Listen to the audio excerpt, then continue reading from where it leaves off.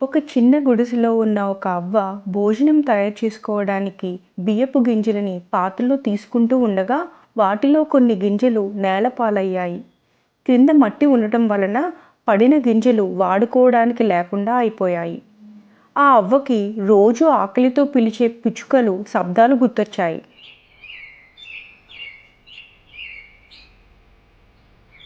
వాటికి ఈ గింజలను పెట్టాలి అని ఆలోచించి పడిపోయిన గింజలని ఏరి ఒక చిన్న పాత్రలో తీసుకుని కడిగి వాటిని అరుగు బయట పెట్టి ఆ పిచ్చుకల కోసం చూస్తుంది. దూరంగా ఆకలితో ఉన్న ఒక పిచ్చుక గింజలను చూసింది. అవ్వ ఆ పిచ్చుక దగ్గరగా వచ్చి తినడం చూడాలి, దానితో స్నేహం చేయాలి అనుకుంది. కానీ ఆ పిచ్చుక మాత్రం దూరంగా చూస్తూనే ఉండిపోయింది తప్ప రావడం లేదు. చాలాసేపు చూసి ఆ పిచ్చుక దగ్గరికి రాకుండానే వెళ్ళిపోయింది. ఆ అవ్వ మనసులో బాధపడి ఇలా అనుకుంటుంది: నేను ఆ పిచ్చుకకి ఆహారాన్ని ఇవ్వాలి, చిరు సహాయం చేయాలి అనుకున్నాను. కానీ ఆ పిచ్చుకకి నా దగ్గరికి రావడం నమ్మకం లేక ఆహారం కూడా తినకుండా వెళ్ళిపోయింది అని బాధపడుతూ లోపలికి వెళ్ళి తన భోజనం తయారీలో ఉండిపోయింది. కాసేపటికి ఆ పిచ్చుక వచ్చి ఆ గింజను తిని వెళ్ళిపోయింది. సాయంత్రం ఆ అవ్వ వాకిలి దగ్గర కూర్చుందామని వచ్చి చూసేసరికి గింజలు లేవు. ఆ పిచ్చుక దూరంగా ఉండి చూడటం గమనించి అదే తిని ఉంటుందని అనుకుని సంతోషించింది.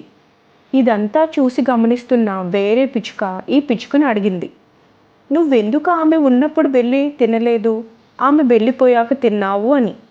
అప్పుడు ఆ పిచ్చుక ఇలా సమాధానం చెప్పింది: ఒక వేటగాడు నాకు ఆహారపు ఆశ చూపించి వాడి వలలో నన్ను బంధించి తీసుకువెళ్ళిపోయాడు.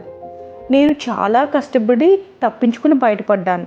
ఆ రోజే నిర్ణయించుకున్నాను, ఎక్కడైనా ఆహారం కనబడితే సమయం తీసుకుని జాగ్రత్తగా గమనించి వెళ్ళి తినాలి అని.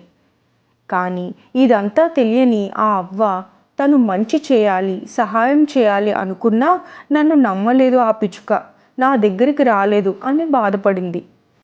ఈ కథలో లాగే మనం కూడా ఇతరులకు సహాయం చేయాలి అనుకుంటాం.